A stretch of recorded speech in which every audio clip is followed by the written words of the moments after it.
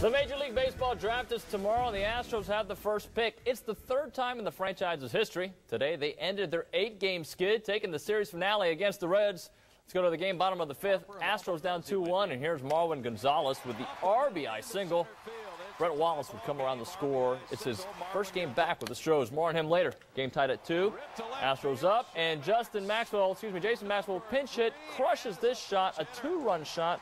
Astros take this one 5-3. Before the game, the Astros placed first baseman Carlos Lee on the 15-day DL with a strained left hamstring. It happened here on Friday on this play. It's his second stint to the DL in his career. Brett Wallace was called up from AAA Oklahoma City. A weekend the Rice baseball team would like to forget. Unfortunately, they'll have to think about this one until next year because their season is over, losing to Sam Houston State today. A game that was a microcosm of their weekend. They just could not muster any runs. Bottom of the third inning, Luke Pluchek here with a grounder to second. Christian Stringer would bobble it. Pluchek would be safe at first. Corey Toops would score Bearcats up 1-0. Bottom of the fourth, and here's Colt Atwood. Grounder to Stringer, who boots it. John Hales would score from second, 2-0 Sam. And then finally in the fifth is Jeremy Rathjen taking it deep to left. No catch right there at the wall. A run would come around. What about J.T. Shagwa? Nope, he would be called out at the plate. 2-1 Bearcats. Top of the ninth, this would do it. Pop out, final out of the game. Rice did not again take advantage of getting the base runners in, and their season's over, losing 4-2. It seems to be that way so far this season when we were struggling, that we either hit well as a team or didn't.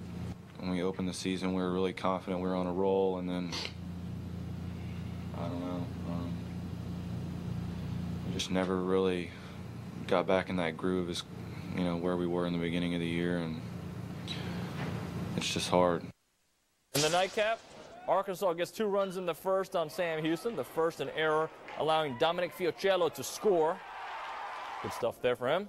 Later in the second, Joe Serrano singles to left, scores Matt Vinson.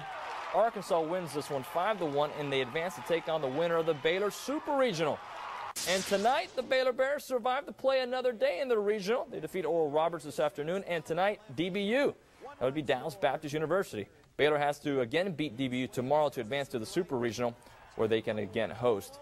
And Texas A&M facing elimination against TCU today, and this one was all one-sided. TCU takes it. Kevin Cron with a big shot in the fourth. TCU wins this one 10-2. A&M season is over. For the first time ever, the Olympics will recognize women's boxing as a sport. Just last month, Marlon Esparza became the first American female to qualify for it. And today she was honored by her church, the Fellowship of Nations in East Houston. They held Marlon Esparza Day. Esparza will be competing in the 2012 London Games. And she's not going just to take a fancy trip. She's got one goal in mind. So back in 2009, I sat down with my dad and my coach, and we said, I told him, I don't want to do this to get to the games. It's not what I want to do. I want to do this to get to the games and win the games.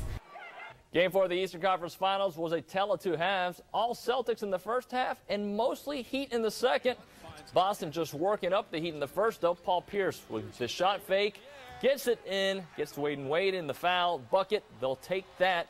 Free throw would make it 58-40, but in the second half, Heat got some clutch shooting from former Rocket Shane Battier, hitting the 3 to cut it to 74-72, part of a 17-1 run. Right now, this game is in overtime, tied at 89.